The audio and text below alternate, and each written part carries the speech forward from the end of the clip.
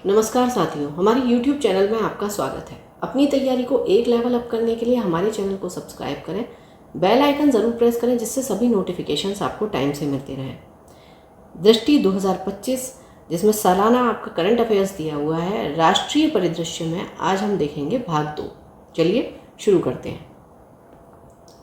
वक्फ संशोधन अधिनियम 2025। वक्फ का अर्थ है किसी व्यक्ति द्वारा अपनी चल या अचल संपत्ति को उन कार्यों के लिए स्थायी रूप से समर्पित करना जो मुस्लिम कानून के अनुसार धार्मिक, परोपकारी या पुण्य है। यह संपत्ति ना तो बेची जा सकती है, ना उपहार में दी जा सकती है, ना ही विरासत में बांटी जा सकती है। एक बार वक्फ घोषित हो जाने पर संपत्ति हमेशा के लिए परोपकारी उद्देश्यों के लिए सुरक्षित रहती है। वक्फ, जिसका बहुवचन औकाफ है, अरबी भाषा का शब्द है जिसकी उत्पत्ति क्विफ से हुई है। वक्फ का विचार इस्लामिक कानूनों एवं परंपराओं का अभिन्न अंग रहा है। वक्फ की परंपरा मुख्य आधार हदीसों में पाया जाता है, विशेषकर सहीह अल बुखारी 2737 हदीस जो वक्फ संस्था की नींव मानी जाती है। स्मरणीय तथ्य: इस्लाम के आगमन और मुस्लिम शासन की स्थापना के साथ वक्फ की अवधारणा भारत में आई। वक्फ के इतिहास को 3 कालखंडों में बांटा जा सकता है। इस्लामी काल: मुस्लिम शासन के दौरान वक्फ संपत्तियां केंद्रीय नियंत्रण में थीं, जहां शासक सर्वोच्च प्राधिकारी थे। ब्रिटिश उपनिवेश काल: ब्रिटिश शासन के दौरान वक्फ प्रशासन में विकेंद्रीकरण की दिशा में बदलाव आया। स्वतंत्रता के पश्चात का काल: स्वतंत्रता पश्चात वर्ष 1954 में पहला वक्फ अधिनियम पारित हुआ, जिसके बाद वर्ष 1959, 1964, 1969 में संशोधन किए गए। वर्ष 1984 में एक सीमित वक्फ संशोधन अधिनियम पारित किया गया था। वर्ष 1995 में एक व्यापक वक्फ अधिनियम पारित हुआ और वर्ष 2013 में इस अधिनियम में एक संशोधन पारित किया गया। सबसे नवीनतम वक्फ संशोधन विधेयक 2024 का क्रमांक 109 दोनों सदनों से पारित होकर राष्ट्रपति की अनुशंसा प्राप्त कर वक्फ संशोधन अधिनियम 2025 क्रमांक 14 बन गया। ठीक है। अच्छा, यहाँ पर आपको विधेयक और अधिनियम में अंतर पता होना चाहिए। विधेयक यानी कि बिल, ठीक है। तो बिल कई सारे आते हैं, तो ये जो 109 नंबर था ये बिल का नंबर था, कि यानी जो पेश किए गए। ठीक है। अब ज़रूरी नहीं है कि हर एक बिल जो है वो पास हो जाए और कानून बन जाए। ठीक है। जब कानून बन जाता है तो वो अधिनियम कहलाता है। वक्फ संशोधन अधिनियम 2025 3 अप्रैल 2025 को लगभग 12 घंटे की बहस के बाद लोकसभा में पारित हुआ, जिसमें 288 सदस्यों ने समर्थन किया और 232 ने विरोध किया। 4 अप्रैल 2025 को राज्यसभा में लगभग 12 घंटे की चर्चा के पश्चात विधेयक को 128 मतों के समर्थन और 95 मतों के विरोध के साथ स्वीकृति मिली। 5 अप्रैल 2025 को राष्ट्रपति द्रौपदी मुर्मू जी ने इस विधेयक को अपनी स्वीकृति प्रदान की, जिससे यह अधिनियम बना। 8 अप्रैल 2025 को केंद्रीय अल्पसंख्यक कार्य मंत्रालय द्वारा अधिसूचना जारी कर इस अधिनियम को प्रभावी किया गया। मुख्य संशोधन: अधिनियम की धारा 1 में संशोधन करके वक्फ शब्द को बदलकर एकीकृत वक्फ प्रबंधन, सशक्तिकरण, दक्षता और विकास यानी कि उम्मीद, unified Waqf management, empowerment, efficiency and development कर दिया गया है। धारा 2 में जुड़े नए प्रावधान के अनुसार वक्फ जैसे उद्देश्य के लिए स्थापित ट्रस्ट पर यह अधिनियम लागू नहीं होगा, चाहे किसी भी न्यायालय का आदेश, डिक्री या निर्णय क्यों न हो। ठीक है। यहाँ आपको फुल फॉर्म याद रखनी है। धारा 3 परिभाषाओं में नए शब्द जोड़े गए हैं। आगा खानी वक्फ, CA बोहरा वक्फ, DA कलेक्टर, FA सरकारी संगठन गवर्नमेंट ऑर्गेनाइजेशन, FB सरकारी संपत्ति गवर्नमेंट प्रॉपर्टी, KA पोर्टल एवं डाटाबेस। धारा 3I में आइदर वर्बली और शब्द हटा दिए गए हैं। अब सिर्फ लिखित दस्तावेज के आधार पर वक्फ मान्य होगा। मौखिक वक्फ या मौखिक मुतवल्ली की नियुक्ति अमान्य हो जाएगी। ठीक है। यानी वर्बली अगर कह दिया तो वो मान्य नहीं होगा। ठीक है। लिखित जो दस्तावेज होगा वही वक्फ मान्य होगा। धारा 3R में किए गए संशोधन के अनुसार वक्फ समर्पणकर्ता को कम से कम 5 वर्षों से इस्लाम का अनुयायी होना चाहिए और समर्पित संपत्ति का स्वामी होना चाहिए। धारा 3RI वक्फ बाय यूजर प्रावधान हटा, ओमिट कर दिया गया है। इसका अर्थ है अगर कोई संपत्ति लंबे समय तक धार्मिक, पवित्र या परोपकारी उद्देश्य से प्रयोग की जाती रही है तो उसे वक्फ घोषित किया जा सकता है, चाहे उसके पास कोई लिखित दस्तावेज, रजिस्ट्रेशन या म्यूटेशन ना हो। अब सिर्फ उपयोग के आधार पर यूज़र बेस्ड क्लेम किसी संपत्ति को वक्फ घोषित नहीं किया जा सकेगा। यदि कोई संपत्ति वक्फ बाय यूज़र के रूप में वर्ष 2025 के संशोधन अधिनियम के लागू होने से पहले पंजीकृत है तो वह वक्फ संपत्ति मानी जाएगी, यदि वह संपत्ति विवादित या सरकारी नहीं है। धारा 3R(4) वक्फ अलाल औलाद से संबंधित संशोधन। जब कोई व्यक्ति वाकिफ अपनी संपत्ति का वक्फ अपनी संतान या वंशजों के लाभ के लिए करता है और साथ ही उसका कुछ हिस्सा धार्मिक या परोपकारी उद्देश्यों के लिए रखता है, तो इसे वक्फ अलाल औलाद कहते हैं। पुराने प्रावधान के अनुसार अगर वंश यानी कि सक्सेशन समाप्त हो जाए तो पूरी आय शिक्षा, विकास और जन कल्याण जैसे धार्मिक परोपकारी कार्यों में खर्च की जाती थी। नए संशोधन के अनुसार अब विधवा, तलाकशुदा महिला और अनाथ यानी कि ऑर्फन्स के रखरखाव और भरण पोषण पर भी वक्फ की आय खर्च की जा सकती है। नई धारा 3A(1) के अनुसार कोई व्यक्ति तभी वक्फ बना सकता है जब वह संपत्ति का वैध मालिक हो और उसे समर्पित करने का अधिकार रखता हो। नई धारा 3A(2) के अनुसार वक्फ अलल औलाद पारिवारिक वक्फ से महिला उत्तराधिकारियों सहित किसी भी वैध उत्तराधिकारी का अधिकार नहीं छीना जा सकता है। ठीक है, तो इसमें महिला उत्तराधिकारी जो हैं उन्हें भी अधिकार मिलेगा। नई धारा 3B(1) एवं 2 के अनुसार संशोधन अधिनियम लागू होने से पहले पंजीकृत हर वक्फ को 6 महीनों के भीतर पोर्टल और डाटाबेस पर अपनी जानकारी दर्ज करनी होगी। यदि कारण उचित हो तो ट्रिब्यूनल एक बार और 6 महीने की मोहलत दे सकता है। धारा 3C(1) के अनुसार कोई भी सरकारी संपत्ति वक्फ नहीं मानी जाएगी, चाहे वह अधिनियम बनने के पहले हो या बाद में वक्फ घोषित की गई हो।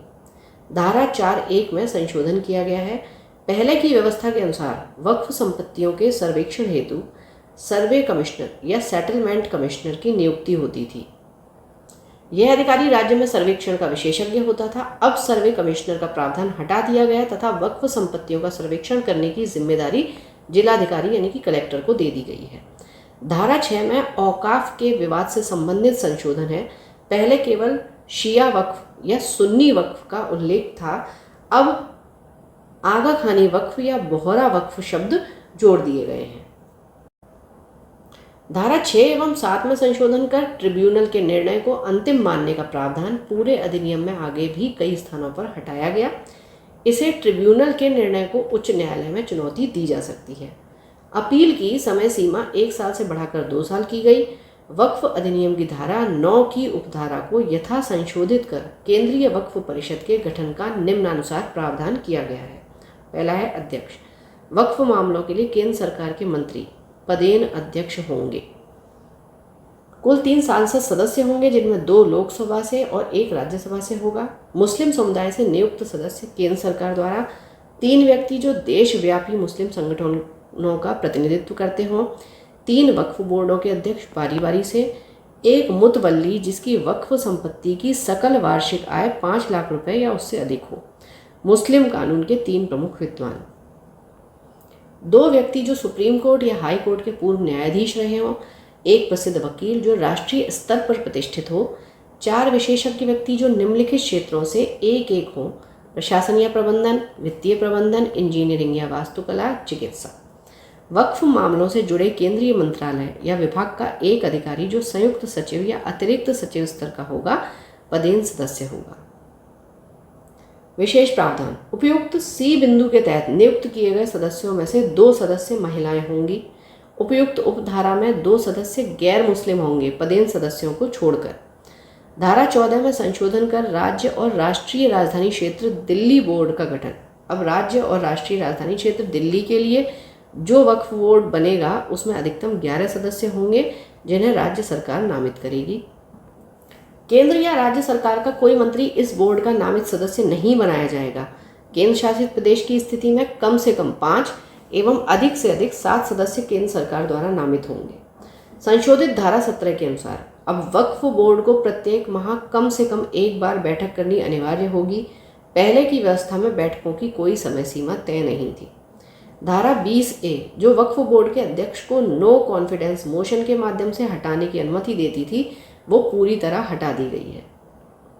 अब अध्यक्ष की नियुक्ति चुनाव की जगह प्रत्यक्ष नामांकन डायरेक्ट नॉमिनेशन के माध्यम से की जाएगी। वक्फ एक्ट 1995 की धारा 23 के संशोधित स्वरूप में अब सीईओ पद के लिए किसी भी समुदाय के व्यक्ति को नियुक्त किया जा सकता है, सिर्फ मुस्लिम होना अनिवार्य नहीं है। धारा 47(1)(a) में संशोधन वक्फ अमेंडमेंट एक्ट 2025 के अनुसार जिन वक्फों की शुद्ध वार्षिक आय 1 लाख रुपए या उससे कम है, उनके खातों की वार्षिक ऑडिट होगी। हालांकि ऐसे वक्फों में से केवल 2% का चयनित ऑडिट किया जाएगा। धारा 47(1)(b) के संशोधन के अनुसार जिन वक्फों की शुद्ध वार्षिक आय 1 लाख रुपए से अधिक है, उनके खातों की हर साल अनिवार्य ऑडिट की जाएगी। ठीक है। अब पहले की आय सीमा 50,000 रुपये से बढ़ाकर 1 लाख रुपए कर दी गई है। संशोधन वक्फ अमेंडमेंट एक्ट 2025 धारा 72(1) वक्फ की शुद्ध वार्षिक आय का जो पहले 7% वक्फ बोर्ड को अंशदान यानी कि कंट्रीब्यूशन के रूप में देना होता था, अब 5% अंशदान देना होगा, लेकिन अधिकतम सीमा केंद्र सरकार द्वारा निर्धारित की जा सकेगी। धारा 72(7) के संशोधन के अनुसार बोर्ड का निर्णय अंतिम होगा शब्द हटा दिए गए हैं, जिससे मुतवल्ली को बोर्ड के निर्णय के खिलाफ अपील करने का अवसर मिलेगा। भारत में कुल 32 वक्फ बोर्ड हैं जो 23 राज्यों तथा 7 केंद्र शासित प्रदेशों में कार्यरत हैं। इनमें से उत्तर प्रदेश तथा बिहार में 2-2 वक्फ बोर्ड, उत्तर प्रदेश शिया केंद्रीय वक्फ बोर्ड, उत्तर प्रदेश सुन्नी केंद्रीय वक्फ बोर्ड, बिहार राज्य शिया वक्फ बोर्ड तथा बिहार राज्य सुन्नी वक्फ बोर्ड कार्यरत हैं। ध्यातव्य है कि वक्फ assets management system of India के पोर्टल पर उपलब्ध अद्यतन आंकड़ों के अनुसार भारत में वक्फ बोर्डों के पास स्थित कुल संपत्तियों की संख्या 8,89,586, चल संपत्ति 16,716 तथा अचल संपत्ति 8,72,870 है। संपत्तियों की कुल चल तथा अचल संख्या के आधार पर सर्वाधिक संपत्तियां उत्तर प्रदेश सुन्नी केंद्रीय वक्फ बोर्ड में 2,17,164 के पास है। इस सूची में दूसरे तथा तीसरे स्थान पर क्रमशः पश्चिम बंगाल वक्फ बोर्ड 80,809 तथा पंजाब वक्फ बोर्ड 75,965 है। पहला पंचायत उन्नति सूचकांक 2022-23 पंचायत उन्नति सूचकांक पंचायत एडवांसमेंट इंडेक्स यानी कि PAI भारत सरकार के पंचायती राज मंत्रालय द्वारा शुरू किया गया एक नवीन मानक है जो ग्राम पंचायतों के बीच सतत विकास लक्ष्यों SDGs सस्टेनेबल डेवलपमेंट गोल्स की प्रगति का मूल्यांकन करता है।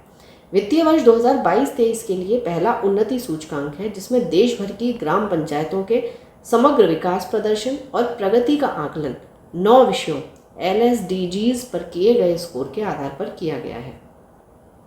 स्मरणीय तथ्य 9 अप्रैल 2025 को पंचायती राज मंत्रालय ने वित्त वर्ष 2022-23 के लिए पहला पंचायत उन्नति सूचकांक जारी किया। यह एक बेसलाइन रिपोर्ट है जो देश भर में 2,50,000 से अधिक ग्राम पंचायतों की प्रगति को मापने का एक परिवर्तनकारी उपकरण है। यह स्थानीयकृत विकास लक्ष्यों LSDGs के 9 विषयों में पंचायतों के प्रदर्शन को दर्शाता है। 9 विषय आपके कौन कौन से हैं? गरीबी मुक्त एवं बेहतर आजीविका, स्वस्थ पंचायत, बाल अनुकूल पंचायत, जल पर्याप्त पंचायत, स्वच्छ एवं हरित पंचायत, आत्मनिर्भर बुनियादी ढांचा युक्त पंचायत, सामाजिक रूप से न्याय संगत एवं सुरक्षित पंचायत, सुशासन युक्त पंचायत, महिला अनुकूल पंचायत। तो अब आपसे ये क्वेश्चन पूछा जा सकता है कि जो पहला पंचायत उन्नति सूचकांक है, इनमें से कौन कौन से विषय उसमें सम्मिलित हैं या इनमें से कौन कौन से नहीं हैं। विभिन्न ग्राम पंचायतों द्वारा प्राप्त PAI स्कोर और विषयगत स्कोर के आधार पर इन ग्राम पंचायतों को प्रदर्शन की निम्नलिखित श्रेणियों में रखा गया है।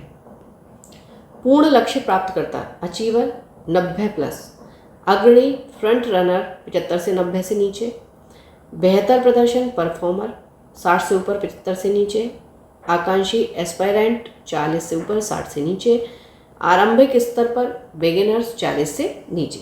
कोई भी पंचायत अचीवर श्रेणी 90 से 100 अंक में स्थान नहीं बना पाई है। गुजरात से सर्वाधिक 346 ग्राम पंचायतें अग्रणी यानी कि फ्रंट रनर श्रेणी में रहीं, जिसके बाद तेलंगाना की 270 पंचायतें इस श्रेणी में रहीं। त्रिपुरा की भी 42 पंचायतें फ्रंट रनर श्रेणी में दर्ज हुई हैं। तो यानी अगर स्टेट की बात करें और ये सीधा पूछ ले कि सबसे पहले नंबर पर कौन रहा, तो गुजरात। अधिक संख्या में बेहतर प्रदर्शन करने वाले परफॉर्मर राज्यों में क्रमशः शीर्ष स्थान इसमें भी गुजरात का रहा 13,781, महाराष्ट्र 12,242, तेलंगाना 10,099, मध्य प्रदेश 7,912 और उत्तर प्रदेश 6,593 शामिल हैं। इसमें उत्तर प्रदेश की केवल 3 ग्राम पंचायतें अग्रणी यानी कि फ्रंट रनर श्रेणी में शामिल हुई हैं। उत्तर प्रदेश में शीर्ष स्थान पर धनोहारी ग्राम पंचायत ब्लॉक बख्शी का तालाब लखनऊ है, जो 76.43 स्कोर के साथ अग्रणी यानी कि फ्रंट रनर ग्राम पंचायत है। इसके अनुसार तेलंगाना का बर्नपुर ग्राम पंचायत ब्लॉक पित्तलम जिला कामारेड्डी शीर्ष रैंक प्राप्त ग्राम पंचायत है, जिसका PAI स्कोर 84.09 है। India justice report 2025। India justice report 2025 देश में न्याय प्रदान करने की राज्य क्षमता पर केंद्रित एक राष्ट्रीय रैंकिंग रिपोर्ट है। यह अपनी तरह की इकलौती आवधिक पीरियोडिक रिपोर्ट है जो पुलिस, न्यायपालिका, कारागार एवं कानूनी सहायता जैसे न्याय व्यवस्था के स्तंभों की संरचनात्मक क्षमता को मापते हुए राज्यों की रैंकिंग करती है। इसका चौथा संस्करण अप्रैल 2025 में प्रकाशित हुआ। यह रिपोर्ट टाटा ट्रस्ट द्वारा Centre for Social Justice, Common Cause, Commonwealth Human Rights Initiative CHRI, Daksh TISS Prayas तथा Vidhi Centre for Legal Policy जैसे 6 प्रमुख सिविल सोसाइटी या विचार संस्थानों के सहयोग से तैयार की जाती है। पहली बार यह रिपोर्ट वर्ष 2019 में प्रकाशित हुई थी। स्मरणीय तथ्य, IJR 2025 4 मुख्य स्तंभों पुलिस, न्यायपालिका, जेल यानी कि कारागार और कानूनी सहायता की क्षमता का मूल्यांकन करती है। IJR 2025 में 25 राज्यों को ही इसलिए शामिल किया गया क्योंकि इन्हीं के पास न्याय से जुड़े सभी 4 स्तंभों के सुसंगत, पूर्ण, तुलनात्मक आंकड़े उपलब्ध थे। 8 गैर रैंक किए गए केंद्र शासित प्रदेशों और 3 राज्यों यानी असम, मणिपुर, नागालैंड के आंकड़े भी रिपोर्ट में जानकारी हेतु प्रस्तुत किए गए हैं, लेकिन उन्हें रैंकिंग में शामिल नहीं किया गया है। तो अब ये पूछा जाए आपसे कि कौन से राज्य हैं जो रैंकिंग में शामिल नहीं हुए हैं, तो वह है असम, मणिपुर, नागालैंड। बड़े राज्यों में कर्नाटक ने लगातार दूसरी बार पहला स्थान हासिल किया है। IJR 2025 में पुलिस, जेल, न्यायपालिका और कानूनी सहायता की समग्र रैंकिंग में कुल 18 राज्यों में शीर्ष 5 बड़े राज्य इस प्रकार हैं। कर्नाटक रैंक 1, स्कोर है 6.78, आंध्र प्रदेश 2, 6.32, तेलंगाना 3 पर है 6.15, केरल 4 पर 6.09, तमिलनाडु 5 पर 5.62। तो सारे आप देखेंगे तो साउथ के ही राज्य हैं। 2025 में समग्र रैंकिंग में 7 छोटे राज्यों में शीर्ष 3 राज्य कौन से हैं? सिक्किम है 1 पर 5.20 स्कोर के साथ, हिमाचल प्रदेश 2 पर 4.36 स्कोर, अरुणाचल प्रदेश 3 पर 4.21 स्कोर। रिपोर्ट के अनुसार राष्ट्रीय स्तर पर पुलिस जनसंख्या अनुपात 1 लाख की आबादी पर 155 पुलिस कर्मियों से ऊपर नहीं जा सका, जो पुलिस कर्मियों की स्वीकृत संख्या 197 से काफ़ी कम है।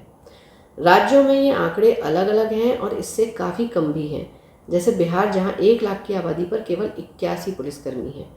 राष्ट्रीय स्तर पर जेलों में क्षमता 18.5% अधिक कैदी बंद हैं।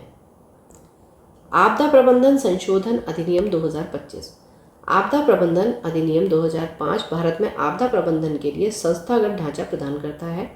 20 वर्ष बाद बदलते परिदृश्य जैसे बढ़ते जलवायु जोखिम, महामारी का अनुभव जैसे कोविड-19 हुआ था को ध्यान में रखते हुए वर्ष 2025 में इसमें व्यापक संशोधन किए गए।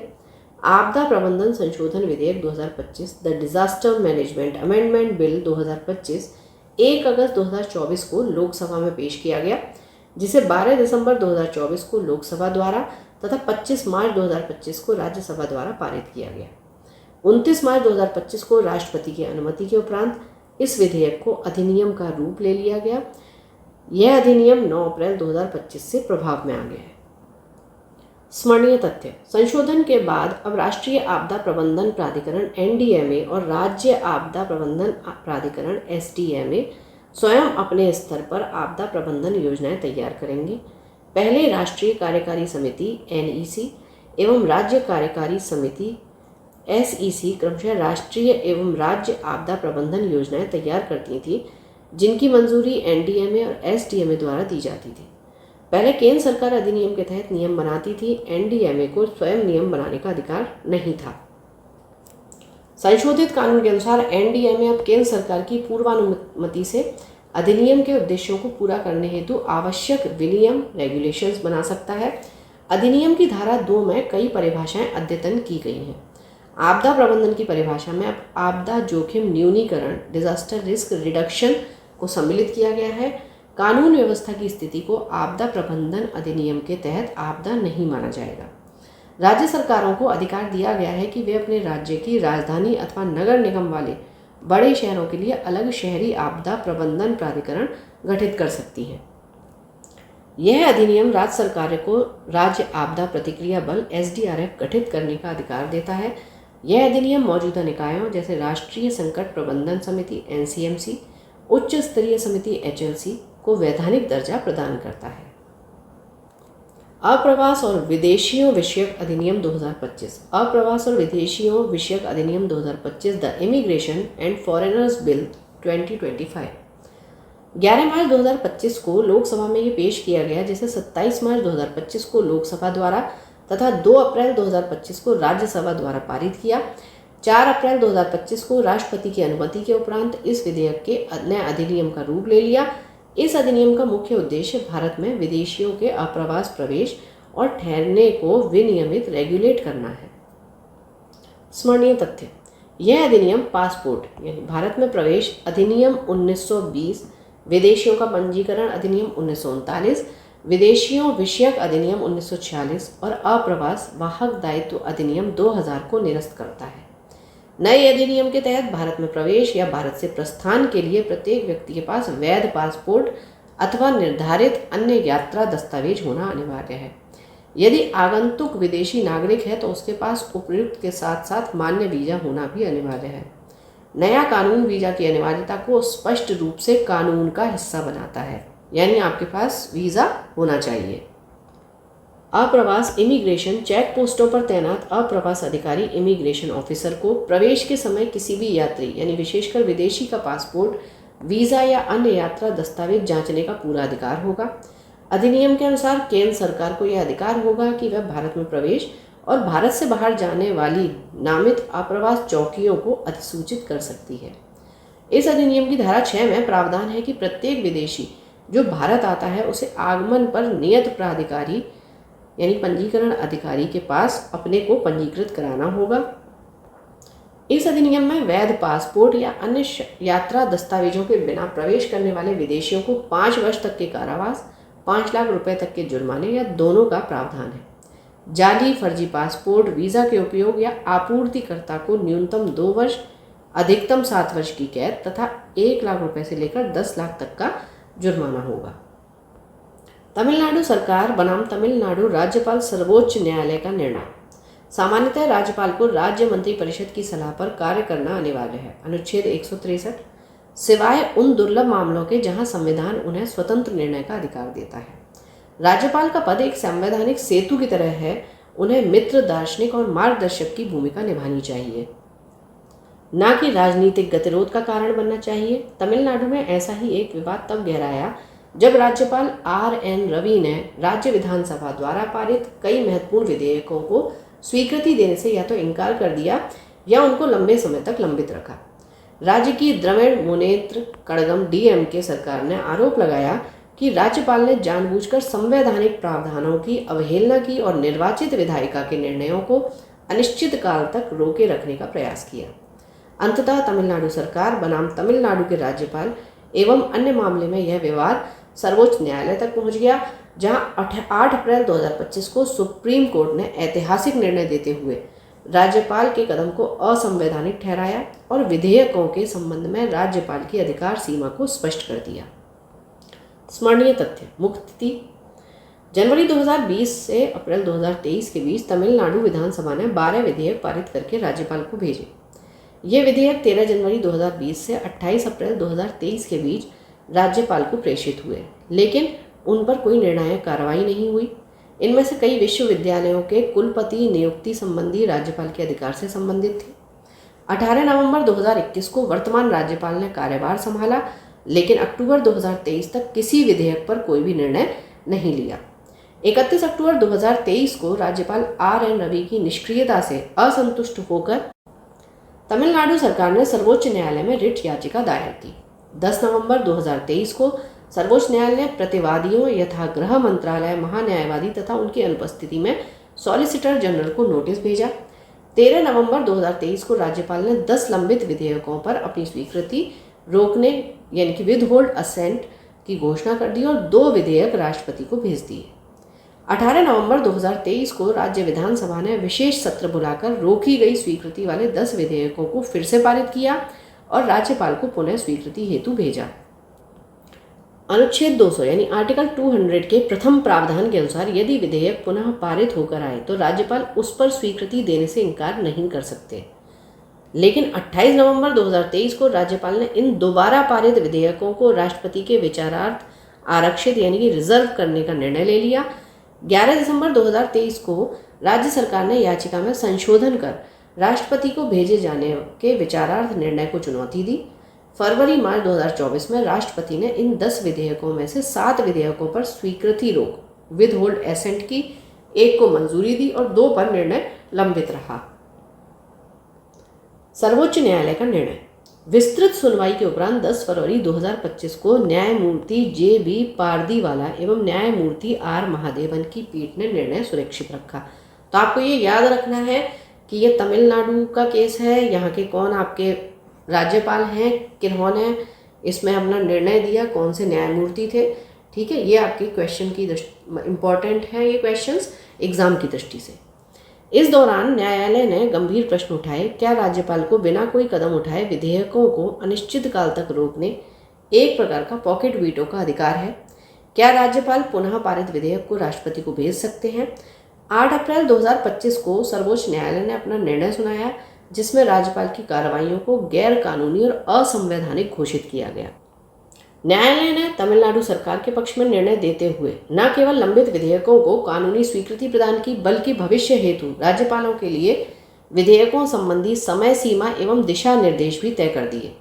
न्यायालय ने सर्वप्रथम यह घोषित किया कि तमिलनाडु के राज्यपाल द्वारा 10 विधेयकों को दूसरी बार विधानसभा से पारित होने के बावजूद राष्ट्रपति के विचारार्थ भेजना संविधान के अनुच्छेद 200 का उल्लंघन था और यह कदम विधि विरुद्ध व त्रुटिपूर्ण था।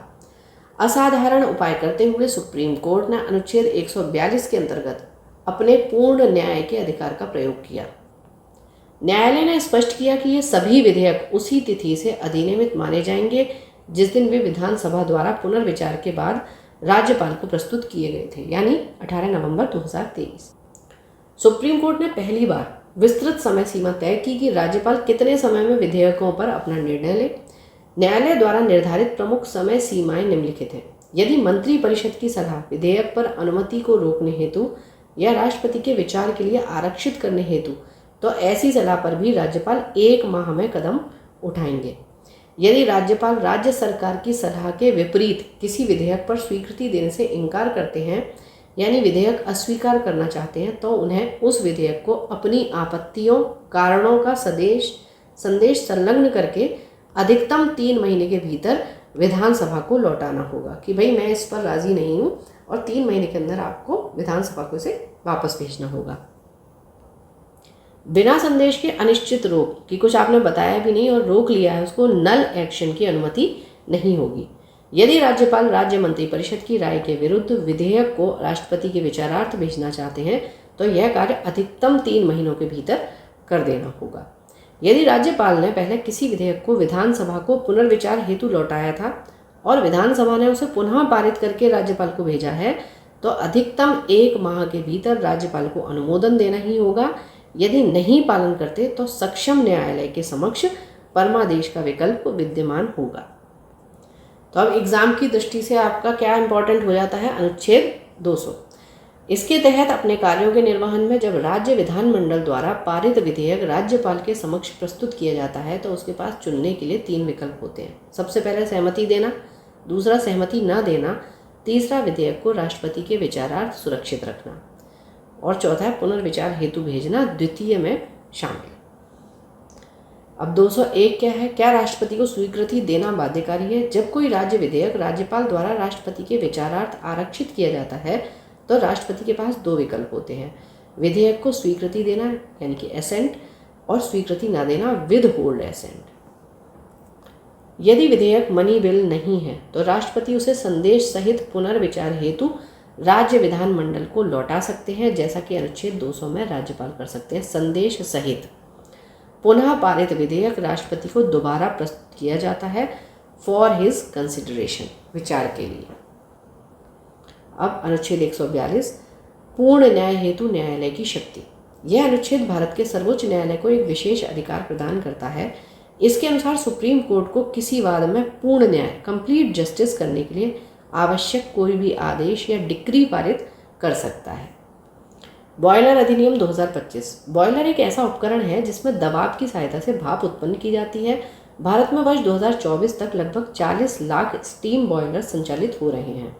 लगभग एक सदी पूर्व अधिनियमित बॉयलर अधिनियम 1923 बॉयलरों की मैन्युफैक्चरिंग, इंस्टॉलेशन, परिचालन, बदलाव और मरम्मत जैसे तकनीकी पहलुओं को विनियमित करता था।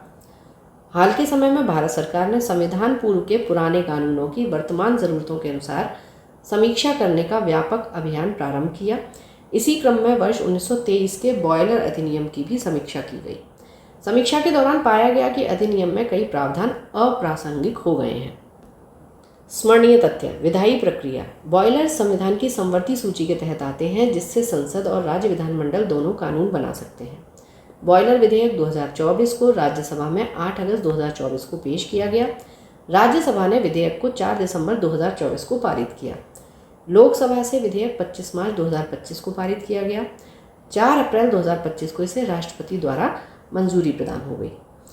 बॉयलर अधिनियम 2025 के मुख्य प्रावधान। अब क्या मुख्य प्रावधान आए फिर?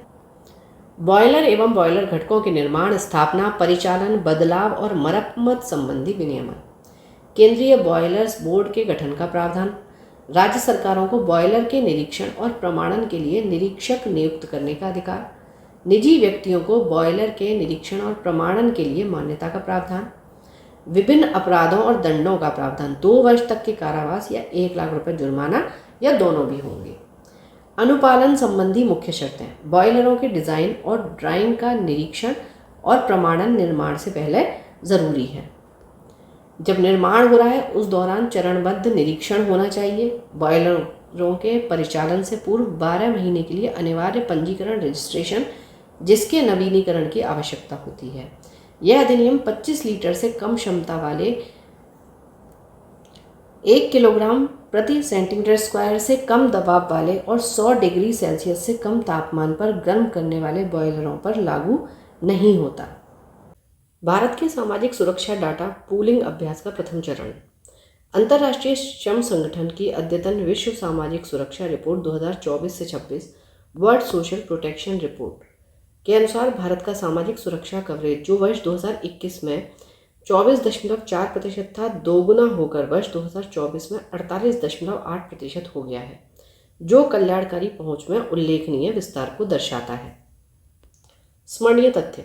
19 मार्च 2025 को श्रम एवं रोजगार मंत्रालय, भारत सरकार द्वारा सामाजिक सुरक्षा कवरेज का व्यापक मूल्यांकन करने हेतु भारत के सामाजिक सुरक्षा डाटा पूलिंग अभ्यास के प्रथम चरण की शुरुआत की गई।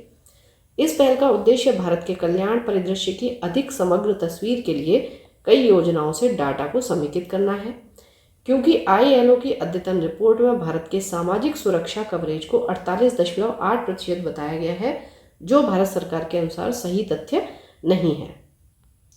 पहले चरण में 10 राज्यों उत्तर प्रदेश, राजस्थान, महाराष्ट्र, मध्य प्रदेश, तमिलनाडु, ओडिशा, आंध्र प्रदेश, तेलंगाना, कर्नाटक और गुजरात को केंद्रीय स्तर पर डाटा समेकन के लिए चुना गया। श्रम और रोजगार मंत्रालय, भारत सरकार के अनुसार लगभग 92 करोड़ लोग, जो कुल जनसंख्या का 65% हैं, केंद्र सरकार की योजनाओं के माध्यम से किसी न किसी रूप में सामाजिक सुरक्षा के दायरे में आते हैं, चाहे वह नकद सहायता हो या वस्तु के रूप में। आयुष्मान भारत 26 मार्च 2025 तक प्रधानमंत्री जन आरोग्य योजना ABPMJAY के तहत 39.94 करोड़ आयुष्मान कार्ड जारी किए जा चुके हैं, जो प्रति परिवार 5 लाख रुपए तक का मुफ्त स्वास्थ्य कवरेज प्रदान करते हैं। प्रधानमंत्री गरीब कल्याण अन्न योजना PMGKAY कोविड-19 महामारी के कारण उत्पन्न आर्थिक कठिनाइयों को दूर करने के लिए शुरू की गई यह योजना कमज़ोर आबादी को मुफ्त खाद्यान्न प्रदान करती है। दिसंबर 2024 तक 80.67 करोड़ लोग मुफ्त खाद्यान्न प्राप्त कर रहे हैं, जो 81.35 करोड़ लाभार्थियों के लक्षित कवरेज के करीब है। ई श्रम पोर्टल असंगठित श्रमिकों का राष्ट्रीय डाटाबेस NDUW बनाने के लिए 26 अगस्त 2021 को शुरू की गई।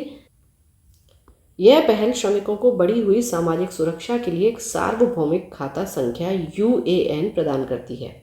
अटल पेंशन योजना APY 9 मई 2015 को शुरू की गई APY का उद्देश्य विशेष रूप से गरीबों, वंचितों और असंगठित क्षेत्र के श्रमिकों के लिए सार्वभौमिक सामाजिक सुरक्षा प्रदान करना है। गरीबी घटाना पिछले दशक में विभिन्न सामाजिक सुरक्षा उपायों के कारण 24.8 करोड़ लोग बहुआयामी गरीबी से बाहर निकले हैं, जो सरकार के हस्तक्षेपों के व्यापक प्रभाव को दर्शाता है। राष्ट्रीय राजधानी क्षेत्र दिल्ली विधानसभा चुनाव 2025। राष्ट्रीय राजधानी क्षेत्र दिल्ली की 7वीं विधानसभा का कार्यकाल 24 फरवरी 2020 से 23 फरवरी 2025 तक था। इसी अवधि के अंदर नई सरकार का गठन होना था। इस परिप्रेक्ष्य में 7 जनवरी 2025 को भारत निर्वाचन आयोग ने प्रेस वक्तव्य के माध्यम से नई विधानसभा के गठन के लिए निर्वाचन कार्यक्रम की घोषणा की। स्मरणीय तथ्य: राष्ट्रीय राजधानी क्षेत्र दिल्ली में विधानसभा क्षेत्रों की कुल संख्या 70 है। इनमें से 12 सीटें अनुसूचित जाति के उम्मीदवारों के लिए आरक्षित हैं। 70 विधानसभा क्षेत्रों में मतदान 5 फरवरी 2025 को संपन्न हुए। चुनाव हेतु मतगणना 8 फरवरी 2025 को संपन्न हुई।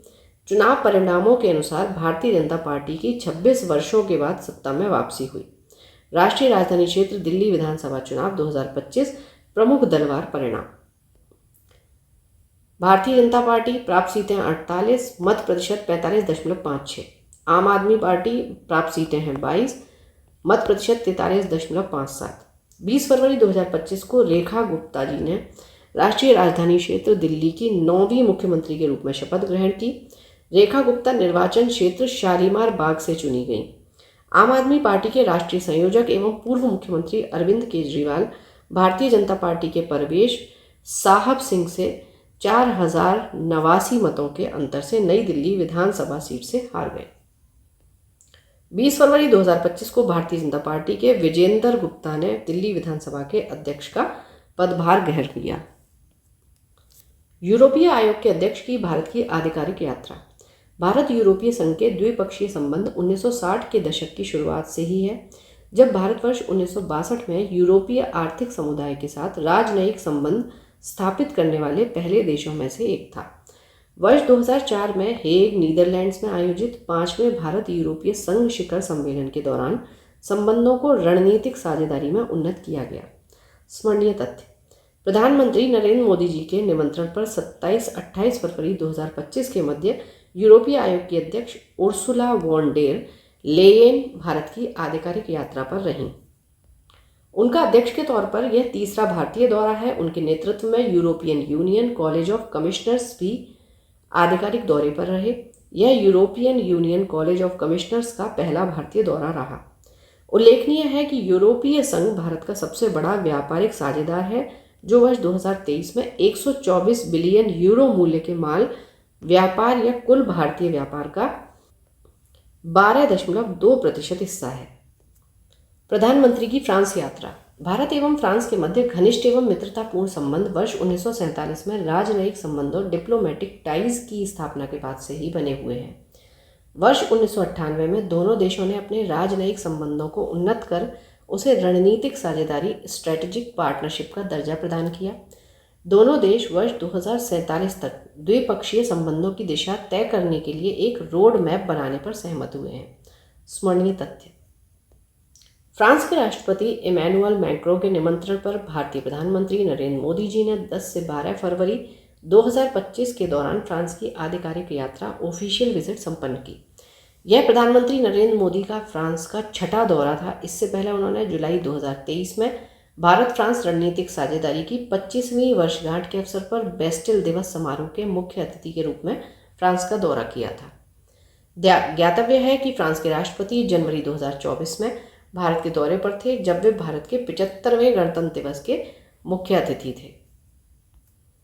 प्रधानमंत्री नरेंद्र मोदी ने इस यात्रा के दौरान फ्रांस के राष्ट्रपति के साथ पेरिस में आयोजित एआई एक्शन शिखर सम्मेलन की सह अध्यक्षता की। इस अवसर पर प्रधानमंत्री ने घोषणा की कि भारत अगले एआई एक्शन शिखर सम्मेलन की मेजबानी करेगा। इस यात्रा के दौरान दोनों नेताओं ने मार्सिले में संयुक्त रूप से भारतीय महावाणिज्य दूतावास का उद्घाटन किया। तो भारतीय महावाणिज्य दूतावास का उद्घाटन अभी कहाँ हुआ है? मार्सिले। दोनों नेताओं ने मार्च 2026 में नई दिल्ली में भारत फ्रांस नवाचार वर्ष के उद्घाटन की घोषणा की। इस अवसर पर संयुक्त अरब अमीरात और भारत के निमंत्रण पर फ्रांस ने मैनग्रोव अलायंस फॉर क्लाइमेट में शामिल होने का निर्णय लिया। डुप्लीकेट मतदाता पहचान पत्र विवाद और संवैधानिक संदर्भ।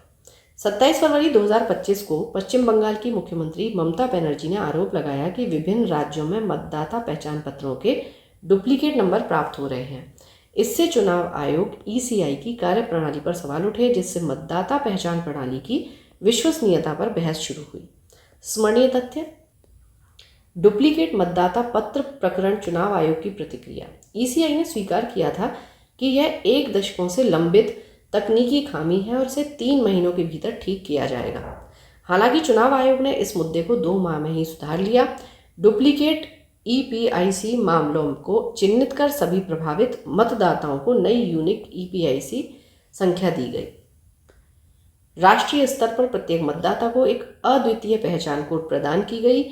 एरोनेट प्लेटफॉर्म को अपडेट किया गया, जिससे ईपीआईसी नंबरों का दोहराव रोका जा सके। ईपीआईसी नंबर क्या है?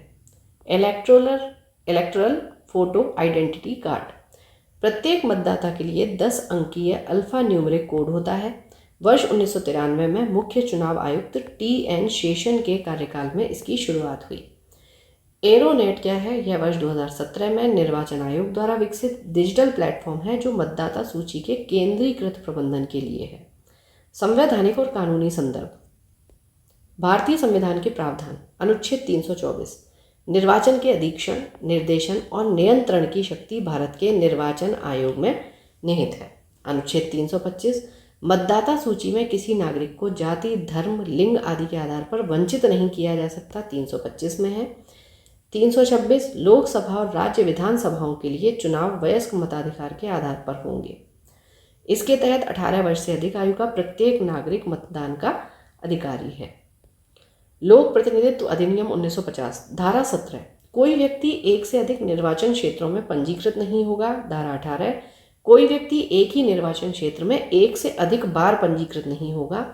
लोक प्रतिनिधित्व अधिनियम 1951 धारा 62 प्रत्येक पंजीकृत मतदाता एक ही निर्वाचन क्षेत्र में एक बार मतदान करने का अधिकारी है। मुल्ला पेरियार बांध विवाद पृष्ठभूमि, वर्तमान स्थिति और सुप्रीम कोर्ट का हस्तक्षेप। मुल्ला पेरियार बांध विवाद भारत के सबसे पुराने और जटिल अंतर्राज्यीय जल विवादों में से एक है, जिसमें तमिलनाडु और केरल की सरकारें बांध की सुरक्षा, संचालन और मरम्मत कार्यों को लेकर मतभेद रखती हैं। 19 फरवरी 2025 को भारत के सर्वोच्च न्यायालय ने मुल्ला पेरियार बांध के संबंध में केरल के खिलाफ तमिलनाडु की शिकायतों की जांच के लिए एक पर्यवेक्षी समिति सुपरवाइजरी कमेटी को विचार करने का निर्देश दिया। केंद्र सरकार द्वारा राष्ट्रीय बांध सुरक्षा प्राधिकरण के प्रमुख की अध्यक्षता में इस समिति का गठन 3 जनवरी 2025 को किया गया था। 6 मई 2025 को भारत के सर्वोच्च न्यायालय द्वारा पर्यवेक्षी समिति की सिफारिशों को लागू किए जाने का निर्देश दिया गया। स्मरणीय तथ्य: मुल्ला पेरियार बांध केरल के इडुक्की जिले के थेक्कड़ी में पेरियार नदी पर स्थित एक चिनाई वाला गुरुत्वाकर्षण बांध है। यह बांध मुल्लायार और पेरियार नदियों के संगम पर बनाया गया है। इसका निर्माण 1887 में शुरू हुआ और 1895 में पूरा हुआ। इसका निर्माण कार्य पेनी क्यूइक के नेतृत्व में किया गया था। वर्ष 1979 में केरल सरकार ने बांध की संरचनात्मक सुरक्षा को लेकर चिंता व्यक्त की और इसे नया बनाने की मांग की। यह मुद्दा तब से कई न्यायिक और प्रशासनिक फैसलों का केंद्र बना हुआ है। तमिलनाडु का पक्ष। तमिलनाडु द्वारा मुल्ला पेरियार बांध में जलस्तर बढ़ाकर 136 फीट से 142 फीट करने तथा अन्य सुदृढ़ीकरण उपायों की मांग की गई थी, जबकि केरल द्वारा केरल सिंचाई और जल संरक्षण संशोधन अधिनियम पारित कर इसे खतरनाक बांधों की सूची में डाल दिया गया। केरल का पक्ष क्या है? बांध 125 वर्ष से अधिक पुराना होने के कारण संरचनात्मक समस्याओं से ग्रस्त है और बांध टूटने की संभावना से इनकार नहीं किया जा सकता। जलवायु परिवर्तन और बढ़ती बारिश के कारण इसका खतरा बढ़ गया है। अन्य महत्वपूर्ण तथ्य, मुल्ला पेरियार बांध संधि त्रावणकोर के महाराजा और भारत के ब्रिटिश सचिव के बीच एक पट्टा समझौता है। इस समझौते पर 1886 ईस्वी में हस्ताक्षर किए गए थे और वर्ष 1970 में इसका नवीनीकरण किया गया था। यह समझौता 999 वर्षों के लिए था, जिसे अन्य 999 वर्षों के लिए बढ़ाने का विकल्प भी था। LEADS 2024 report, LEADS logistics ease across different states. सर्वेक्षण केंद्रीय वाणिज्य एवं उद्योग मंत्रालय के उद्योग संवर्धन एवं आंतरिक व्यापार विभाग, department for promotion of industry and internal trade द्वारा संचालित किया जाता है। लीड्स रिपोर्ट का प्रथम संस्करण वर्ष 2018 में जारी किया गया था। स्मरणीय तथ्य हैं, 3 जनवरी 2025 को केंद्रीय वाणिज्य एवं उद्योग मंत्री श्री पीयूष गोयल द्वारा लीड्स 2024 रिपोर्ट जारी की गई। यह इस रिपोर्ट का 6वां संस्करण है। यह रिपोर्ट भारत में राज्य केंद्र शासित प्रदेश के स्तर पर लॉजिस्टिक्स प्रणालियों की गहन समीक्षा प्रस्तुत करती है। यह रिपोर्ट धारणा आधारित यानी कि परसेप्शन बेस्ड और उद्देश्यपरक ऑब्जेक्टिव दोनों संकेतकों पर आधारित है। इस रिपोर्ट में 17 धारणा आधारित संकेतकों को 4 प्रमुख स्तंभों पिलर्स के अंतर्गत वर्गीकृत किया गया है। ज्ञातव्य है कि वर्ष 2024 में सस्टेनेबिलिटी एंड इक्विटी लॉजिस्टिक्स को चौथे स्तंभ के रूप में पहली बार शामिल किया गया। परिणाम, लीड्स 2024 राज्यों और केंद्र शासित प्रदेशों की ग्रेडिंग। श्रेणी, अचीवर्स, फास्ट मूवर्स, एस्पायरर्स। स्तररुद्र राज्यों में उत्तराखंड, हरियाणा, तेलंगाना, उत्तर प्रदेश अचीवर्स हैं। फास्ट मूवर्स हैं मध्य प्रदेश, राजस्थान, पंजाब, बिहार, हिमाचल प्रदेश। एस्पायरर्स हैं छत्तीसगढ़, झारखंड। तटीय राज्यों की बात करेंगे तो अचीवर्स में महाराष्ट्र, उड़ीसा, गुजरात, कर्नाटक, तमिलनाडु। फास्ट मूवर्स में है गोवा, आंध्र प्रदेश और एस्पायरर्स में है पश्चिम बंगाल और केरल। पूर्वोत्तर राज्यों की बात करेंगे तो असम, अरुणाचल प्रदेश अचीवर्स में है। सिक्किम, त्रिपुरा, मेघालय, मिजोरम, नागालैंड फास्ट मूवर्स और मणिपुर एस्पायरर्स। केंद्र शासित क्षेत्रों की बात करेंगे तो चंडीगढ़ और दिल्ली अचीवर्स में है। पुदुचेरी, दादरा एवं नागर हवेली और दमन दीव, लक्षद्वीप, जम्मू और कश्मीर फास्ट मूवर्स में है और एस्पायरर्स में है अंडमान एवं निकोबार, लद्दाख। तो आपसे सीधे सीधे यहाँ से क्वेश्चन बनेगा कि केंद्र शासित क्षेत्र जो हैं इनमें से कौन सा अचीवर्स में है या कौन सा फास्ट मूवर्स में से है, कौन सा एस्पायरर्स में से है या कौन से नहीं है। त्रिपुरा, भाषिणी के साथ MOU पर हस्ताक्षर। स्थानीय भारतीय भाषाओं में ऑनलाइन सेवाओं तक पहुंच की बढ़ती मांग के दृष्टिगत केंद्रीय वित्त मंत्री श्रीमती निर्मला सीतारमण ने केंद्रीय बजट 2021-22 में राष्ट्रीय भाषा अनुवाद mission NLTM national language translation mission की घोषणा की थी। राष्ट्रीय भाषा अनुवाद मिशन को भाषिणी नाम दिया गया है। प्रधानमंत्री नरेंद्र मोदी जी द्वारा भाषिणी को 3 वर्ष की अवधि हेतु 4 जुलाई 2022 को लॉन्च किया गया था। डिजिटल इंडिया कॉर्पोरेशन के अधीन डिजिटल इंडिया भाषिणी प्रभाग DIVD, digital India Bhashini division Bhashini की गतिविधियों का प्रबंधन और संचालन कर रहा है। स्मरणीय तथ्य, 28 जनवरी 2025 को जारी एक प्रेस विज्ञप्ति के अनुसार त्रिपुरा सरकार ने डिजिटल इंडिया भाषिणी प्रभाग के साथ एक समझौता ज्ञापन MOU पर हस्ताक्षर किए हैं। भाषिणी के साथ समझौता ज्ञापन पर हस्ताक्षर करने वाला त्रिपुरा पूर्वोत्तर का पहला राज्य है। साथ ही यह देश का 8वां ऐसा राज्य है जिसने भाषिणी के साथ MOU पर हस्ताक्षर किए हैं। भाषिणी, भाषा इंटरफेस फॉर इंडिया, भारत का AI संचालित भाषा अनुवाद मंच, लैंग्वेज ट्रांसलेशन प्लेटफॉर्म। महाकुंभ में भाषिणी। जनवरी-फरवरी 2025 में प्रयागराज में आयोजित महाकुंभ में विभिन्न भाषाई पृष्ठभूमि से करोड़ों लोगों का आगमन हुआ। इस विविधता के बीच इस आयोजन में सभी प्रतिभागियों के लिए सहज संचार और पहुंच सुनिश्चित करने के लिए केंद्रीय इलेक्ट्रॉनिकी एवं सूचना प्रौद्योगिकी मंत्रालय द्वारा भाषिणी का उपयोग किया गया। भाषिणी ने अपनी उन्नत बहुभाषी क्षमताओं के माध्यम से महाकुंभ के दौरान घोषणाओं, कार्यक्रमों की समय सारणी और सुरक्षा दिशा निर्देशों के 11 भारतीय भाषाओं में अनुवाद की सुविधा प्रदान की। भारत वन स्थिति रिपोर्ट 2023। देहरादून स्थित भारतीय वन सर्वेक्षण द्वारा प्रत्येक 2 वर्ष पर सुदूर संवेदन रिमोट सेंसिंग आधारित उपग्रह चित्रण के माध्यम से देश में वनों एवं वृक्षों की स्थिति पर आधारित भारत वन स्थिति report ISFR India state of forest report जारी की जाती है। पहली भारत वन स्थिति रिपोर्ट वर्ष 1987 में तैयार की गई थी। इस श्रृंखला की 18वीं भारत वन स्थिति रिपोर्ट 2023 21 दिसंबर 2024 को पर्यावरण, वन एवं जलवायु परिवर्तन मंत्री भूपेंद्र यादव जी द्वारा जारी की गई, जो कि अक्टूबर 2021 से दिसंबर 2021 के उपग्रह आंकड़ों पर आधारित है। स्मरणीय तथ्य: ISFR 2023 के महत्वपूर्ण निष्कर्ष।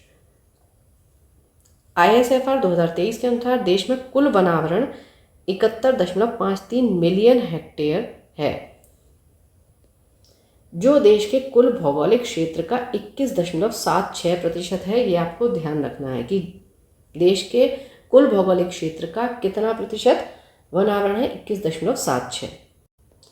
इस रिपोर्ट के अनुसार देश में कुल वनावरण एवं वृक्षावरण forest and tree cover 82.74 million hectare है, जो कि देश के कुल भौगोलिक क्षेत्र का 25.17% है। उल्लेखनीय है कि राष्ट्रीय वन नीति 1988 के अनुसार देश के 1/3 अथवा 33.33% क्षेत्र में, पहाड़ी क्षेत्रों में 2/3 अथवा 66.67% क्षेत्र में, ठीक है, पहाड़ी क्षेत्रों में कितना होना चाहिए, 2/3, और बाकी जो क्षेत्र हैं उनमें 1/3 वन अथवा वृक्षावरण होना आवश्यक है। ISFR 2021 की तुलना में ISFR 2023 में राष्ट्रीय स्तर पर 156.41 वर्ग किलोमीटर के वनावरण की वृद्धि हुई है। ISFR 2023 के अनुसार देश में कुल वृक्षावरण ट्री कवर 11.20 मिलियन हेक्टेयर है, जो देश के कुल भौगोलिक क्षेत्र का 3.41% है। ISFR 2021 की तुलना में ISFR 2023 में पहाड़ी जिलों में वनावरण में 234.14 वर्ग किलोमीटर की वृद्धि दर्ज की गई है, यानी कि जो वनावरण है वो बढ़ रहा है। उत्तर पूर्वी राज्यों में, जो देश के कुल वनावरण में लगभग 1/4 का योगदान करते हैं, विगत आकलन की तुलना में 327.30 वर्ग किलोमीटर के वनावरण की कमी हुई है, ठीक है, उत्तर पूर्वी राज्यों में कमी हो रही है। ISFR 2021 की तुलना में ISFR 2023 में देश में मैंग्रोव आवरण में 7.43 वर्ग किलोमीटर की कमी हुई, मैंग्रोव में भी कमी हुई।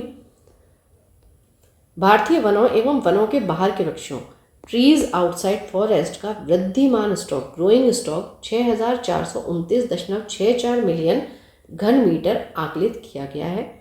ISFR 2023 में 17 राज्य और के संघीय क्षेत्र में उनके भौगोलिक क्षेत्र का 33% से अधिक भाग वनाच्छादित है, जबकि इनमें से 8 राज्य एवं संघ शासित क्षेत्र ऐसे हैं जिनके भौगोलिक क्षेत्र का 70% से अधिक भूभाग भी वनाच्छादित है।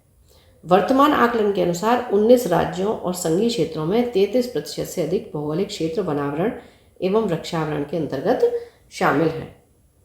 ISFR 2023 के अनुसार देश में झाड़ियों का क्षेत्रफल 43,622.64 वर्ग किलोमीटर है, जो कुल भौगोलिक क्षेत्र का 1.33% है।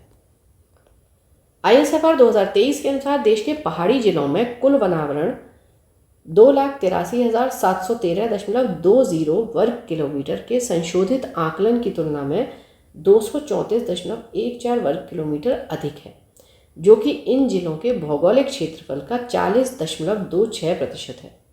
उत्तर पूर्वी राज्यों में वनावरण देश के पूर्वोत्तर भाग के 8 राज्यों नामतः अरुणाचल प्रदेश, असम, मणिपुर, मेघालय, मिजोरम, नागालैंड, सिक्किम एवं त्रिपुरा में देश के कुल भौगोलिक क्षेत्र का मात्र 7.98% भूभाग है, जबकि इनमें देश के कुल वनावरण का लगभग 1/4 भाग स्थित है। तो भूभाग कम है और जो वनावरण है यहाँ पर ज़्यादा है। ISFR 2023 के अनुसार इन राज्यों में कुल वनावरण एवं वृक्षावरण 1,74,394.70 वर्ग किलोमीटर है, जो कि इनके कुल भौगोलिक क्षेत्र का 66.52% है। राज्यों में क्षेत्रफल की दृष्टि से सर्वाधिक अभिलिखित वन क्षेत्र क्रमशः मध्य प्रदेश, महाराष्ट्र, फिर उड़ीसा, छत्तीसगढ़ तथा अरुणाचल प्रदेश में है, जबकि न्यूनतम क्रमशः हो गया गोवा, हरियाणा, पंजाब, सिक्किम तथा त्रिपुरा में। राज्यों और संघीय क्षेत्रों में भौगोलिक क्षेत्र के प्रतिशत की दृष्टि से सर्वाधिक अभिलिखित वन क्षेत्र क्रमशः अंडमान निकोबार द्वीप समूह, सिक्किम, मणिपुर, उत्तराखंड, हिमाचल प्रदेश और अरुणाचल प्रदेश में है। ठीक है। क्षेत्रफल की दृष्टि से देखेंगे तो मध्य प्रदेश हो गया, महाराष्ट्र, उड़ीसा इस तरीके से है। लेकिन अगर प्रतिशत की दृष्टि से देखेंगे तो अंडमान निकोबार द्वीप समूह, और राज्यों की बात करेंगे तो फिर सिक्किम आएगा, मणिपुर आएगा, इस तरीके से है। ISFR 2021 की तुलना में ISFR 2023 में वनावरण में सर्वाधिक वृद्धि, शीर्ष 5 राज्यों की बात करेंगे तो पहले पर है मिजोरम 241.73 वर्ग किलोमीटर, दूसरे पर गुजरात 180.07, उड़ीसा 151.89, कर्नाटक 147.70, केरल 133.42। ISFR 2021 की तुलना में ISFR 2023 में वनावरण में सर्वाधिक कमी, अंतिम 5 राज्य की बात करेंगे तो मध्य प्रदेश 371.54, आंध्र प्रदेश 138.66, तेलंगाना 100.42, त्रिपुरा 95.31 और अरुणाचल प्रदेश 91.17। इन राज्यों में कमी आई है। क्षेत्रफल की दृष्टि से सर्वाधिक वनावरण वाले 5 राज्य वर्ग किलोमीटर में तो सबसे पहले मध्य प्रदेश 77,073.44 वर्ग किलोमीटर, अरुणाचल प्रदेश 65,881.57, छत्तीसगढ़ 55,811.75, उड़ीसा 52,433.56 और महाराष्ट्र 50,858.53 वर्ग किलोमीटर में ये हैं। तो अगर 5 राज्यों की बात करें तो मध्य प्रदेश आया, फिर अरुणाचल प्रदेश, छत्तीसगढ़, उड़ीसा, महाराष्ट्र। सर्वाधिक वनावरण प्रतिशतता वाले 5 राज्य, अब प्रतिशत के हिसाब से देखेंगे तो पहले पर है मिजोरम 85.34, अरुणाचल प्रदेश 78.67। अच्छा, अरुणाचल प्रदेश का देखिए, आपको ये चीज़ याद रखनी है कि क्षेत्रफल की दृष्टि से भी और प्रतिशत की दृष्टि से दोनों तरीके से ये दूसरे स्थान पर है। फिर मेघालय आता है 75.65, मणिपुर 74.28, नागालैंड 73.72।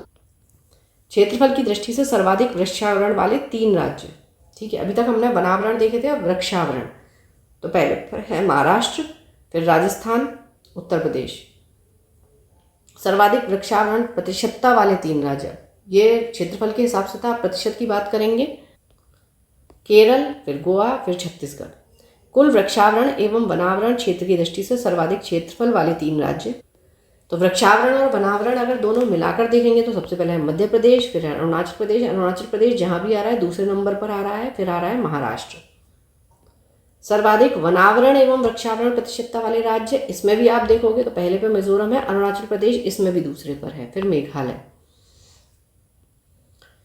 ISFR 2021 की तुलना में ISFR 2023 में वनावरण एवं वृक्षावरण में सर्वाधिक वृद्धि, शीर्ष 4 राज्य कौन से हैं? छत्तीसगढ़, फिर उत्तर प्रदेश, उड़ीसा, फिर राजस्थान। ठीक है, क्षेत्र होना अलग चीज़ है, वृद्धि की अगर बात करेंगे तो इन 4 राज्यों में हुई है, मतलब ये शीर्ष 4 राज्य हैं और वर्ग किलोमीटर में ये इनकी वृद्धि है। ISFR 2023 के अनुसार भारत में मैंग्रोव आवरण देश के 12 तटीय राज्यों और संघीय क्षेत्रों के 4,991.68 वर्ग किलोमीटर की तुलना में 7.43 वर्ग किलोमीटर कम क्षेत्र में फैला हुआ है, जो कि देश के कुल भौगोलिक क्षेत्र का 0.15% है।